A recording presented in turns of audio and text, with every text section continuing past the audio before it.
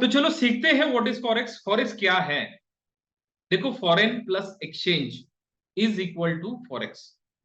Forex industry में हम क्या करते हैं ना कि करेंसी में ट्रेड करते हैं। Currency, dollar, euro, pound, Britain का पाउंड होता है, न्यूजीलैंड डॉलर होता है, सिंगापुर फ्रैंक होता है, दुबई का दिराम है, थाईलैंड का बात है, मलेशिया का रिंगिट्स है। मतलब जो जितने कंट्रीज है ना, हर एक कंट्री की करेंसी अलग अलग है। तो ये जो करेंसीज है ना, ये करेंसीज में क्या होता है, बड़े लेवल पे ट्रांजेक्शन्स होते हैं। तो हमने सुना है ना कि डॉलर का रेट गिर गया, डॉलर का रेट बढ़ गया। जिस भी किसी चीज में प्राइस वेरिएशन होते हैं ना, उसमें हम ट्रेडिंग कर सकते हैं, बाय सेल कर सकते हैं। डॉलर का रेट गिर गया, बाय किया, डॉलर का रेट बढ़ गया, सेल किया, प्रॉफिट हुआ।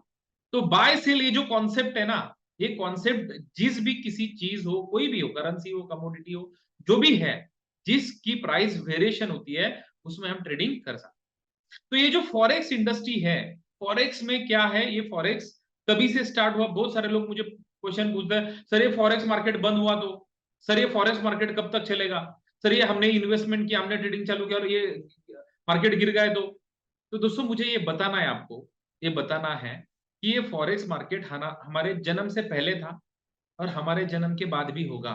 क्यों होगा?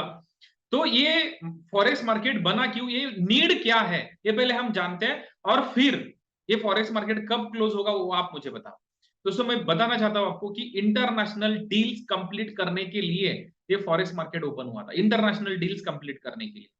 तो क्या क्या इंटरनेशनल डील्स थी? देखो, इंडिया में कोई अगर प्रोडक्ट बन रहा है तो कोई कंट्रीज में नहीं बन रहा है, कोई कंट्रीज में बन रहा है, उसकी जरूरत अगर इंडिया को है, तो इसीलिए जो इंटरनेशनल डील्स होते हैं ना, वो कंप्लीट करने के लिए हमें चाहिए।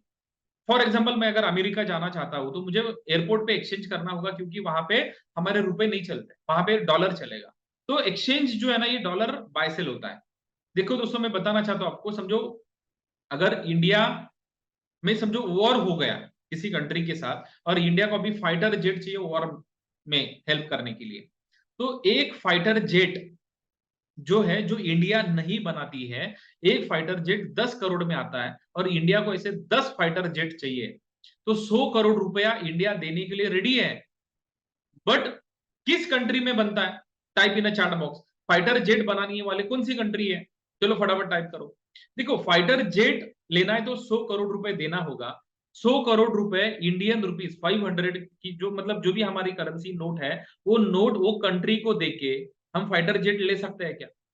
वो कंट्री क्या बोलेगी पता है? कि हमारे जो करेंसी है ना, हमारे करेंसी में पेमेंट चाहिए। तो इंडिया को करना क्या होगा कि 100 करोड़ रुपया, देखो फ्रांस, रशिया, जर्मनी है, यूएस है, तो ये कंट्री की करेंसी पहले हमें एक्सचेंज करना होगा कि 100 करोड़ यूएस की जो करेंसी है डॉलर, तो 100 करोड़ कन्वर्ट करना होगा, एक्सचेंज करना होगा डॉलर में, और वो डॉलर यूएस को देना होगा, तब जाके वो जो 10 फाइटर जेट है इंडिया आ सकता है।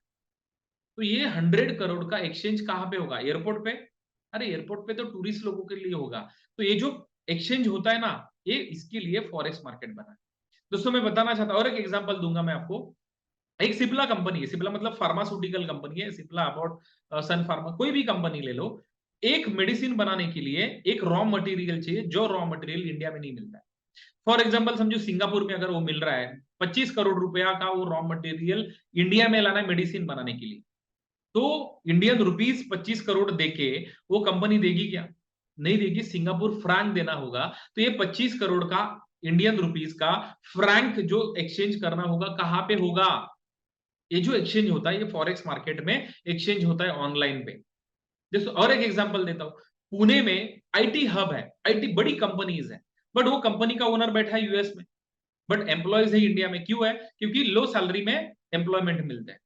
तो ये जो समझो 500,000 एम्प्लॉयज है, उनको सैलरी देना है, मतलब 100 करोड़ का आईएनआर लगेगा, बट वो ओनर बैठा है यूएस में, उसको डॉलर का आईएनआर कहां से मिलेगा? अरे वो फॉरेक्स मार्केट में जाएगा, 100 करोड़ के डॉलर देगा और आईएनआर देगा, और फिर वो हर महीने सैलरी कर सकता। तो दोस्तों ऐसे बहुत सारे अलग अलग डील्स होते हैं जिसकी जरूरत है, और ये जरूरत कंप्लीट करने के लिए ये फॉरेक्स मार्केट बना है। तो दोस्तों एक सिंपल क्वेश्चन मुझे आपको पूछना है कि ये जो नीड है, जिस नीड के लिए फॉरेक्स मार्केट बना है, ये नीड दिन ब दिन 1 साल 2 साल के बाद ये जरूरत जो है ये बढ़ेगी कि कम होगी? क्या होगा? चलो टाइप करो फटाफट। ये जो नीड है ये इंक्रीज होगी कि कम होगी? डेफिनेटली दोस्तों मुझे बताना है आपको कि ये नीड जो है ना बढ़ रही है। ये फॉरेस्ट मार्केट बंद होगा कि चालू रहेगा? दोस्तों मैं बताना चाहता हूं आपको कि हमारे आने से पहले था और हमारे जाने के बाद भी होगा। हमारे जाने की वजह से फॉरेस्ट मार्केट को कोई इफेक्ट नहीं होने वाला है। बट अगर हम जाएंगे तो हमारे इकोनॉमिक कंडीशंस में चेंजेस हो सकते हैं।